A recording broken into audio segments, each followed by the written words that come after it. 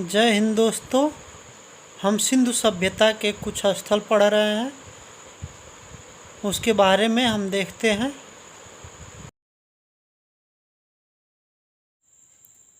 जय हिंद दोस्तों, हमने पिछली क्लास में सिंधु सभ्यता से प्राप्त कुछ स्थलों के बारे में पढ़ा था।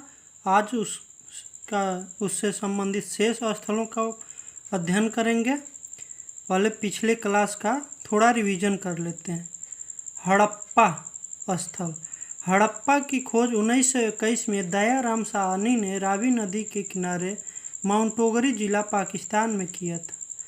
हड़प्पा के जो प्रसिद्ध चीज़ मिले हैं वह श्रमिकों के लिए आवास, अन्नागार, कुम्हार, मातृ देवी की मूर्ति, लकड़ी की ओखली, ताबूत, कब्रिस्तान, RS-37 और एक सींग वाला गेंडा, हाथी की खोपड़ी। अब अगला मोहनजोदड़ो। मोहनजोदड़ो 1922 में रखाल दास बनर्जी जी द्वारा खोजा गया था। यह सिंधु नदी के किनारे लरकाना जिला पाकिस्तान में है। मोहनजोदड़ो का अर्थ होता है मृतकों का टीला। उस समय जो मिले हैं साक्ष्य हुआ है पुरोहित, आवास, स्नानागार। विशाल स्नानागार मोहनजोदड़ो से ही प्राप्त हुआ है। अन्नागार ये सबसे बड़ा था। कुआं, सूती वस्त्र। मोहनजोदड़ो से सूती वस्त्र मिला, जिससे पता चलता है कि यहाँ कपास होती थी।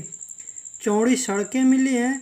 पशुपति शिव सभागार, नृत्य करती नर्तकी मिली है कांसे की।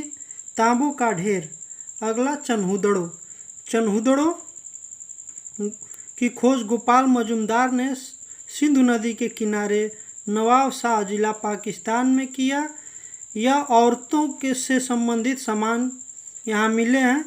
चन्हुदड़ो में औरतों से संबंधित सामान मिले हैं, जैसे मेकअप, काजल, लिपस्टिक, गुड़िया, मनका, सुई धागा और सबसे महत्वपूर्ण है कुत्ता बिल्ली का पीछा करता हुआ। अलंकृत ईंटें मिले हैं।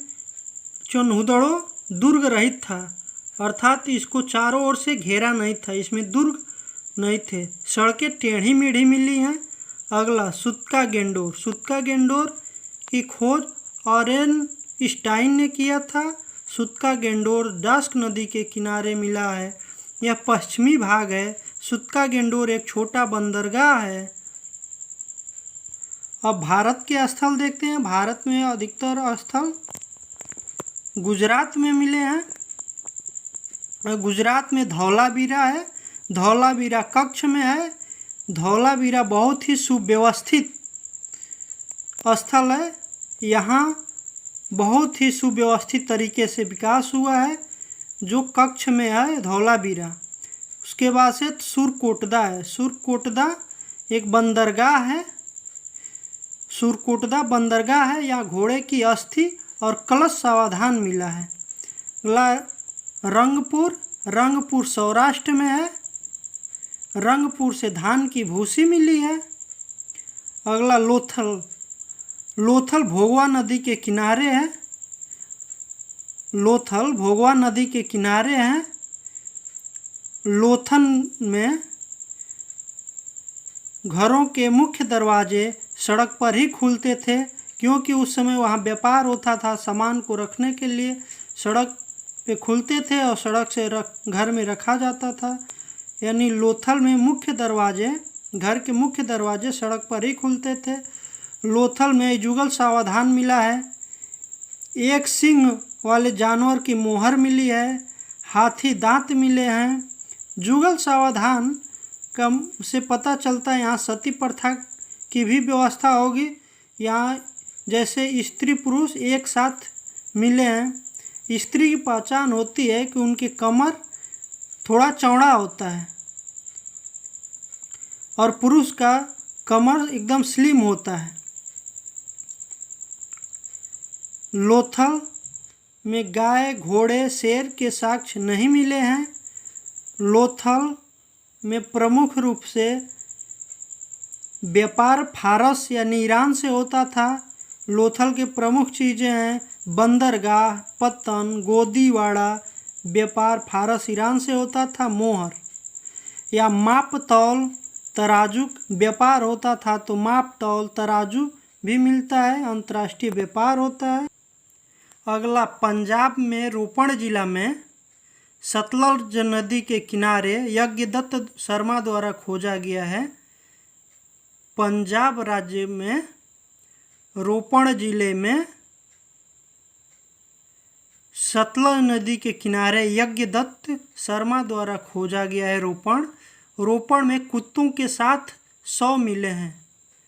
रोपड़ में कुत्तों के साथ 100 मिले हैं। इसे पता चलता है कि मालिक अपने कुत्ते के साथ ही दफन हो गए हैं। यानी रोपड़ पंजाब में है, सतलज नदी के किनारे। इसकी खोज यज्ञदत्त शर्मा ने किया है। अगला, बनमाली हरियाणा में है, रंगोई नदी के किनारे। बनमाली हरियाणा में रंगोई नदी के किनारे मिला है। इसकी खोज रविंद्र सिंह ने किया था। यहाँ नाली नहीं मिले हैं, यहाँ की सड़कें टेढ़ी मेढ़ी थी। बनमाली से हल मिले हैं। टेराकोटा यानी मिट्टी का बर्तन भी मिले हैं। बनमाली से हल मिला है, टेराकोटा मिट्टी का बर्तन मिला है। यहाँ की सड़कें टेढ़ी मेढ़ी थी। यहाँ नाली के साक्ष्य नहीं मिलते हैं। अगला,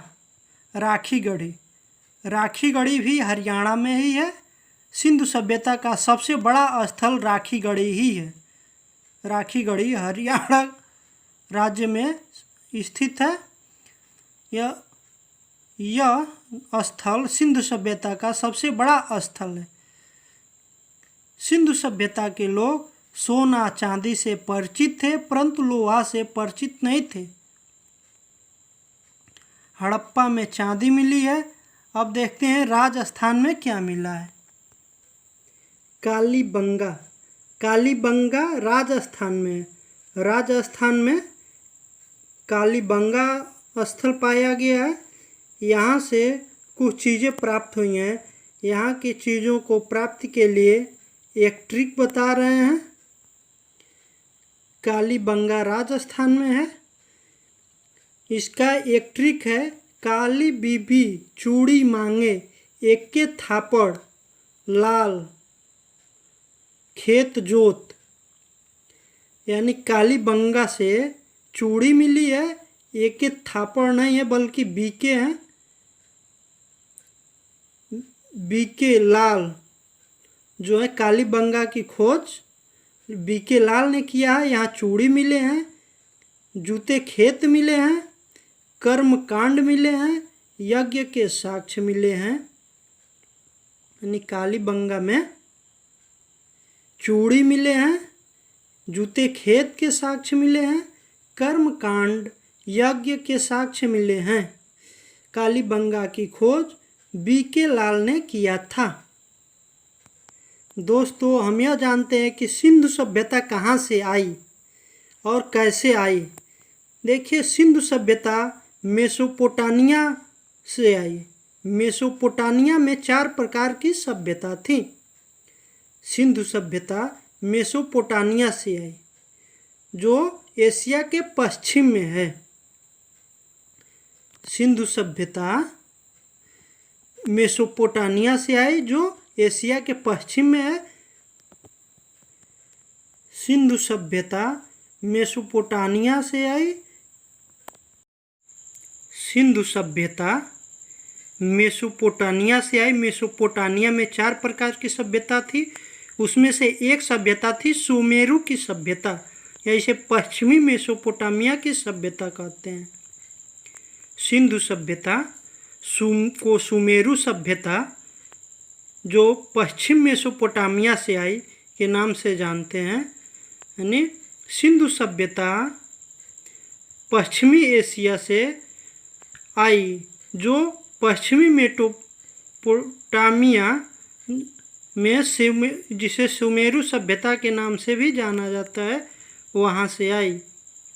सिंधु सभ्यता मेसोपोटामिया की सभ्यता सुमेरु सभ्यता से आई है। मेसोपोटामिया को वर्तमान में इराक कहते हैं। सिंधु सभ्यता मेसोपोटामिया के सुमेरु सभ्यता से आई है। सुमेरु सभ्यता को पश्चिमी मेसोपोटामिया कहते हैं। मेसोपोटामिया को इराक कहते हैं। आदि मानव अफ्रीका महाद्वीप से आए थे। आदि मानव अफ्रीका महाद्वीप से आए थे। मेसोपोटामिया के और सभ्यता के बारे में हम आगे चर्चा करते हैं। अभी सिंधु सभ्यता में मापतौल प्रचलित था। सिंधु सभ्यता में मापतौल 16 के गुणक में था। सिंधु सभ्यता मापतौल से प्रचलित थे। यह 16 के गुणक में था, जैसे 16, 32, 48, 64, 80 इस तरह से चलता था। सिंधु सभ्यता का आकार त्रिभुजाकार है। सिंधु सभ्यता की जानकारी मैसन ने दिया था। सिंधु सभ्यता के विकास के लिए यह देखिए, यहाँ अफ्रीका है जहाँ मानव जाति का पालना कहा जाता है। यहाँ से आदि मानव इराक यानी मेसोपोटामिया में आए। मेसोपोटामिया के पश्चिमी से भारत में आए। सिंधु सभ्यता अफ्रीका, आदि मानव अफ्रीका से इराक में आई यानी मेसोपोटामिया में। मेसोपोटामिया से सिंधु सभ्यता भारत में आया यानी पश्चिमी मेसोपोटामिया की सभ्यता, जिसे सुमेरु की सभ्यता कहते हैं, वह ही सभ्यता भारत के सिंधु सभ्यता में आई।